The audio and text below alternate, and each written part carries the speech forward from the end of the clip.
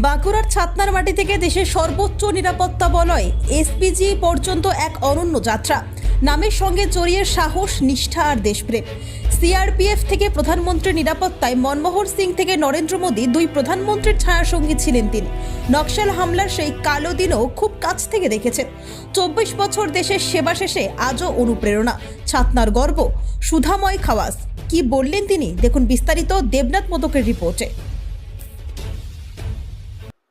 আমি 1994 সালে মাধ্যমিক পাস করেছিলাম, আর এই চণ্ডীদাস বিদ্যাপীঠে সম্পূর্ণ, যেমন প্রাইমারি থেকে 12 অবধি আমি এখানেই পড়াশোনা করেছিলাম। আর বাড়ির পরিস্থিতি বা পড়াশোনার সাপোর্ট সেরকম না থাকার জন্যে মাধ্যমিক পাস করার পরেই যেমন সাধারণত সবার মনে এটাই থাকে, যে কোনো একটা চাকরি পেলে একটা চাকরি পাওয়ার আকাঙ্ক্ষা যে থাকে, সেটা আমার মধ্যে ছিল। আর এখান থেকেই, এই গ্রাউন্ডেই আমি নিজের ফিজিক্যাল অ্যাক্টিভিটি সম্পূর্ণ কন্টিনিউয়াস প্র্যাকটিস করার পরে আমি যে সমস্ত এই প্যারামিলিটারির যে সমস্ত ফিজিক্যাল টেস্ট বা এই সমস্ত যেগুলো করা দরকার আমি কমপ্লিট করেছিলাম। অবশেষে এই 1999-এ সিআরপিএফে আমি জয়েন করি। এরপরে এখান থেকে আমার সার্ভিস রেকর্ড, পারফরম্যান্স, আমার অ্যাক্টিভিটি এই সমস্ত কিছু দেখার পরে আমাকে ডেপুটেশনে সিলেক্ট করে স্পেশাল প্রোটেকশন গ্রুপ, যেটা প্রাইম মিনিস্টার সিকিউরিটিতে। তাই এখানে আমি শ্রী মনমোহন সিং, শ্রী নরেন্দ্র মোদী, এনাদের সাথে আমি ডিউটি করার সুযোগও পেয়েছি। আর এবং এই ডিউটি যতদিন টেনিওর ছিল 10 বছর, 10 বছরের পর আমরা আবার আমার প্যারেন্ট ডিপার্টমেন্ট সিআরপিএফে ফিরে আসি। তো এইখানে আমাকে আবার ছত্তিশগড়ে পোস্টিং দেওয়া হয়। ছত্তিশগড়ে পোস্টিং দেওয়ার পরে একটা ঘটনা আমি বলি, যেটা নক্সালাইট অ্যাটাক হয়েছিল 2017 24 এপ্রিল। সেকেন্ড লার্জেস্ট অ্যাটাক যে নক্সালাইট আমাদের উপর করেছিল, আমাদের 25 জন শহীদ হয়েছিল। দিনটা ছিল 24 এপ্রিল, প্রচণ্ড গরম। আর ওই গ্রীষ্মের দাবদাহে আমাদের দুটো কোম্পানি ডিপ্লয়মেন্ট হতো রোড কনস্ট্রাকশনের সিকিউরিটির জন্য। তো ডে টাইমে মোটামুটি 1:45টার সময় নক্সালি স্ট্রেংথ যে 350 নক্সালি দুই সাইডে আমাদের ট্রুপসের উপর অ্যাটাক করে আচমকা, যার ফলে এইখানে সমস্ত রকমের, যেমন গ্রেনেড, টুইঞ্চ মার্টার বা বুলেট হিট, এই সমস্ত ঘটনাগুলো হয়ে থাকে, যেগুলো সবাই সচরাচর যেগুলো পিকচারে দেখা হয় সেগুলো আমরা গ্রাউন্ডে করে এসেছি। রোডের উপরে যাচ্ছি, রোডের মাঝে গ্রেনেড ব্লাস্ট হচ্ছে, বম ব্লাস্ট হচ্ছে, বা নক্সালিদের কাছে যে সমস্ত তীর বম বলে, যে তীর ছোড়ার পরে তীরের যে সামনের পজিশনে একটা বম থাকতো, সেই যেখানে হিট হতো সেখানে ব্লাস্ট হয়ে যেত। তো ওটা মানুষের উপরে হলে কি অবস্থা হবে, আমাদের ফোর্সের উপরেই হয়েছে।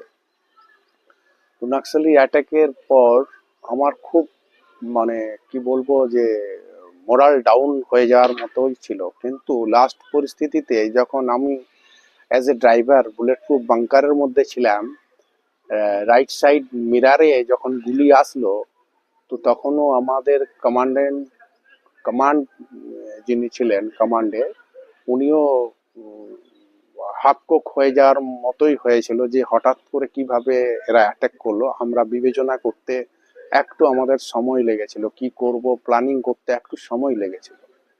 তাই যে যাই হোক, ওদের পরে যেটা জানতে পারলাম যে নক্সালিদের উদ্দেশ্য ছিল সমস্ত ট্রুপস, মানে 74 টোটাল স্ট্রেংথ ছিল, ওই 74কে ওরা মেরে তারপরে ক্যাম্প অ্যাটাক করতো। তো যাই হোক, কোনোভাবে আমরা এটা বানচাল করে দিয়ে আমাদের 25 জনকে হারিয়ে আমরা ক্যাম্পে ফিরে আসি। নেক্সট আবার আমি 2019-এ দিল্লি থেকে ডাইরেক্টরেট থেকে আমাকে আবার আমার ব্যাকগ্রাউন্ড দেখে আমাকে আবার ভিআইপি ডিউটির জন্য আবার আমাকে দিল্লিতে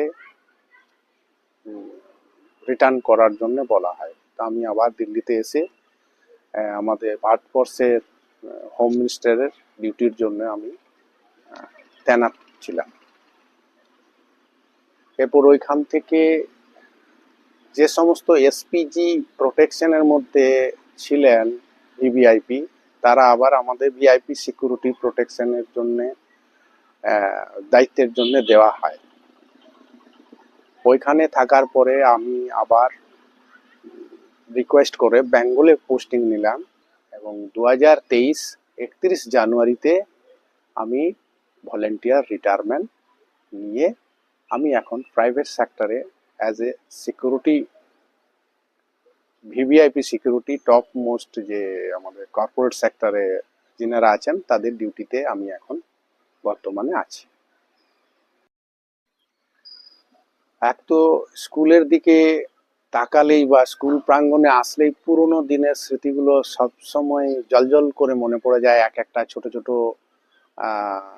যে সমস্ত আমাদের বন্ধু বান্ধবদের সঙ্গে আমরা মেলামেশা করেছি সেই সমস্ত স্মৃতিগুলো আবার মানে মনে পড়ে যায়। আর এখানে আসার পরে আমারও মনে হয় যে আমি এই জায়গার থেকে যেভাবে নিজেকে প্রতিষ্ঠিত করেছি সেইভাবে আরো যে সমস্ত আমাদের জেনারেশন আছে তারা যেন মোটিভেশন হয়ে তারাও যেন এইসব স্বনির্ভর হতে পারে, আমি সেই চেষ্টা করি। এবং ছোট ছোট ছেলেদেরকেও আমি বলি যে ফিজিক্যাল অ্যাক্টিভিটি ঠিক মতো করলে, নিজের পারফরমেন্স ঠিক থাকলে ফোর্সে যাওয়াটা খুবই ভালো হবে।